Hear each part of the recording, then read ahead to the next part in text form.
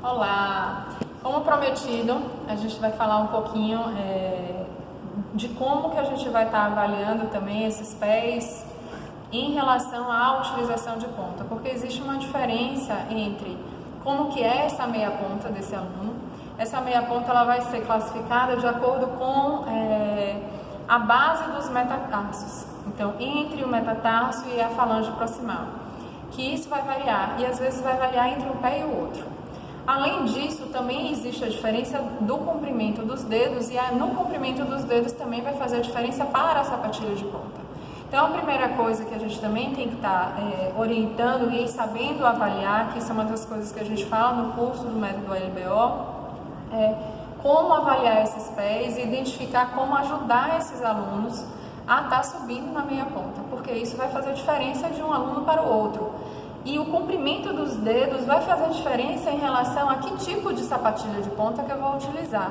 Eu não posso dizer que a mesma turma vai todo mundo usar a mesma sapatilha de ponta, porque isso está errado. Os alunos são individuais, os pés são diferentes, os dedos são diferentes. Então a gente tem que estar sabendo qual é a sapatilha ideal para estar colocando em cada tipo de pé, tá? Então, para mostrar aqui, a gente desenhou no pé das meninas a base onde termina o metatarso e onde inicia as primeiras falanges, as falanges proximais. Então, vocês conseguem identificar que nessas aqui a gente tem uma diferença grande entre o primeiro dedo e o segundo, é um desnível, tá? Existe um desnível entre os dedos. E aqui a gente ainda tem uma aluna que tem um pé com desnível e um outro que não tem. Então, a gente também vai identificar essa dificuldade na aula e como que ela vai estar aprendendo a utilizar esse tornozelo diante da diferença de um membro para o outro. Aqui também tem uma diferença grande entre o primeiro e o segundo dedo, tá? Aqui um pouco menos a diferença, tá? Aqui a gente já tem uma aluna que tem praticamente zero de diferença.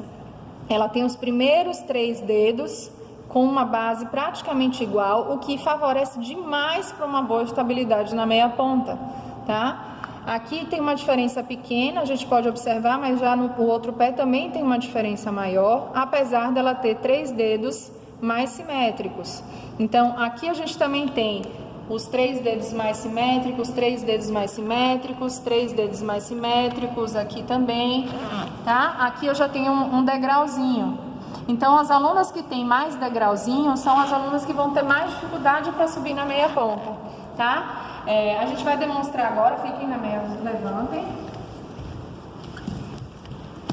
Vamos lá, ficando na meia ponta, aqui, vocês podem observar.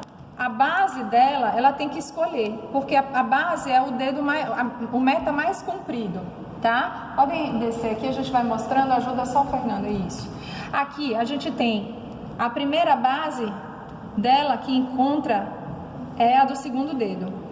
A do primeiro dedo está flutuando. Então o que ela tem que optar? Ou ela vai optar entre os dois, ou ela vai optar para lá, para ela ter uma base melhor.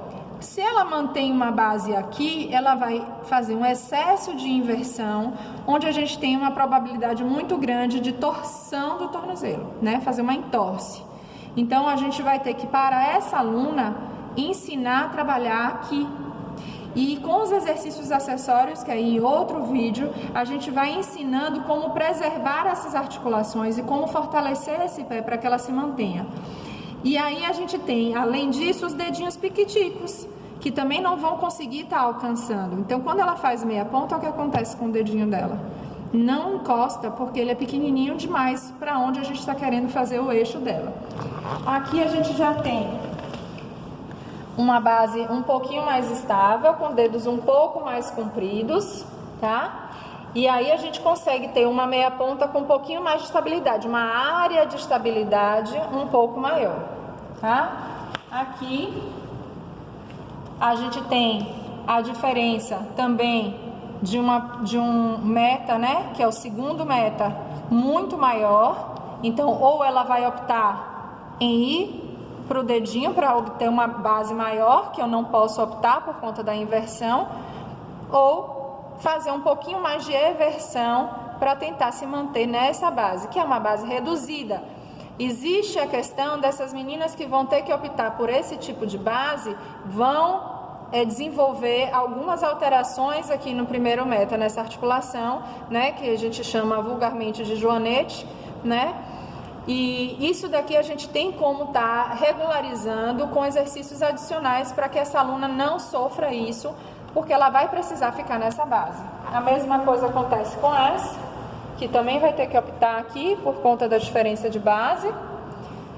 Essa daqui um pouco menos, ela tem uma base maior. Se vocês observarem, a gente chama isso de pé de macaco, que é um pé que quando sobe na meia ponta, consegue fazer uma garra se abrir para abrir a base. Isso é excelente, que dá uma estabilidade muito grande, tá? Nem todo aluno sabe fazer isso, a gente acaba ensinando para alguns outros alunos fazerem isso com os exercícios adicionais. Aqui, a base, onde a gente tem uma base maior de 3 dedos, um tornozelo mais estável. O que dificulta nessa aluna são os dedos que são um pouquinho menores, que apesar dela tentar se estabilizar, ela não consegue ter todos os dedos bem apoiados, mas já é uma base melhor. E aqui, também tem uma diferença aqui, né? Esse é um pé que a tendência dela, ela está tentando se manter em eversão para manter o eixo aqui, porque ela já sabe, ela foi trabalhada para isso, mas a tendência do corpo dela é querer fazer a inversão por conta dos dedinhos serem menores, ela tenta jogar para lá. Então eu preciso de exercícios adicionais para fortalecer esse tornozelo e manter esse alinhamento.